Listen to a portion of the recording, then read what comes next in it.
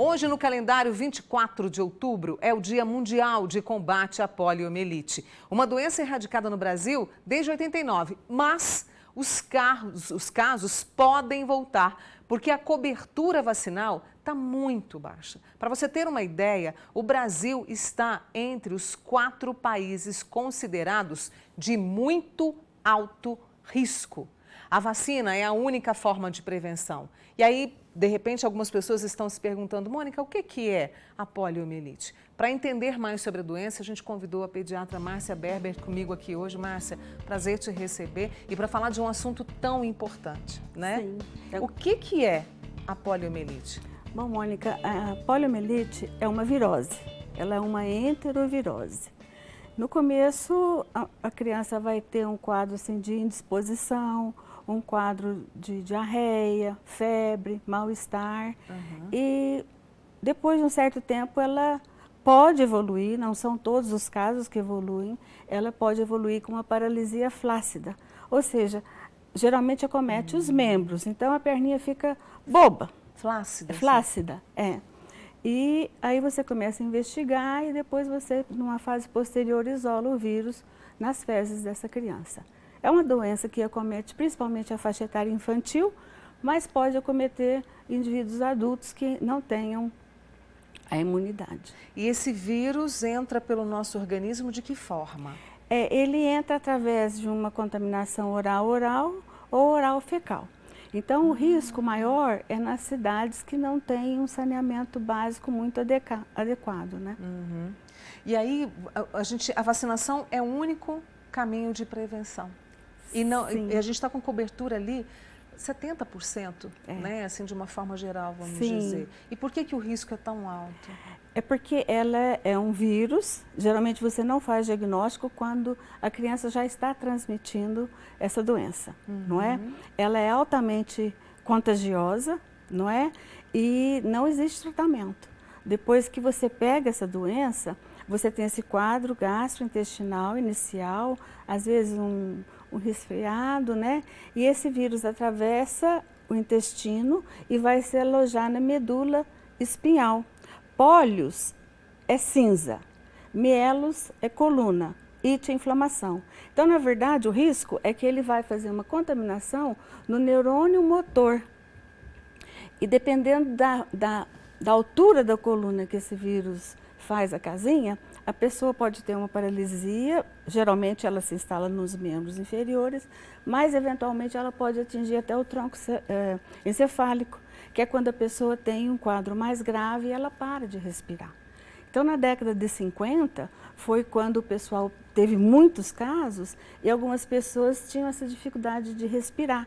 Então, tinha muitas pessoas que usavam o tal do pulmão mecânico, que inclusive foi quando iniciou assim, a UTI, né, na década de 50. E aí a gente tem esses dados, né, de que o Brasil é um dos 4 países, se não me engano a informação é do DataSUS, ou da OPAS, da Organização Pan-Americana de Saúde, um dos 4 países com muito alto risco. Infelizmente a gente pode ter, não sei, a partir do ano que vem, registrar um caso depois de tanto tempo, Márcia? Sim, veja bem, o último óbito no Brasil foi em 87 e o último grande epidemia foi na década de 70 e o último caso foi em 89. Então, veja bem, em 80 eu era ainda aluna, né? E a gente fazia aquelas grandes campanhas, não é? E aquela menina via, era alegria, o Zé Gotinha chegava e tal. Porque é uma vacina, assim, de fácil aplicação, não é? Eu sempre coloco assim, todas as vacinas têm certo risco, mas a doença é um risco muito maior, não é verdade? É verdade. Então, você tem 2 tipos de vacina. Você tem uma vacina em que o vírus é cultivado e depois ele é morto com uma substância química e você injeta esse vírus. Então a mãezinha fala, pode dar reação, mas o vírus está morto, não é? Então as 3 primeiras doses você faz injetável, o vírus morto. Depois você faz 2 reforços com o vírus atenuado. ele é capaz de multiplicar no intestino, mas ele não atravessa a barreira intestinal e não acomete a medula. Então, é uma vacina muito tranquila, não é? Ela começou em 1961, eu lembro, né, que não no comecinho, mas logo depois, papai me levou para vacinar. Ele era uma pessoa assim, que tinha uma visão preventiva muito forte, né? Mas, infelizmente, eu tenho vários colegas na minha faixa etária que têm sequela da polio, né? A perninha fica, geralmente é unilateral, a perninha não cresce direito, o ossinho fica pequeno, a pessoa tem deformidade, não é? Então, assim, uma situação que realmente desagradável e facilmente prevenível. E a gente está aí com essa disposição das vacinas, Sim. né? Existe, Mônica, uma fala de que a vacina tem muito efeito colateral. Tem, mas eu com 40 anos de formada, eu posso te dizer que eu vi um único caso. E eu cheguei a ver sarampo. Teve um caso quando eu fazia residência de uma criança que morreu de difteria aqui com a gente, andou Minas Gerais todinha, foi feito o diagnóstico aqui por um professor nosso, não é? E quando surgiu essa história, não vacina, eu tive a oportunidade de assistir uma palestra com um professor francês, pediatra, homeopata e psicanalista. Trabalhou na África há muito tempo. E ele fala, todo mundo fala que eu sou contra a vacina, já fui chamado pelo Ministério de Saúde na França. Eu não sou contra a vacina, eu sou contra a vacina que é feita num curto espaço de tempo. Mas ele falava nitidamente, a situação da França não é a situação dos países tropicais. Na França, a licença maternidade é bem estendida.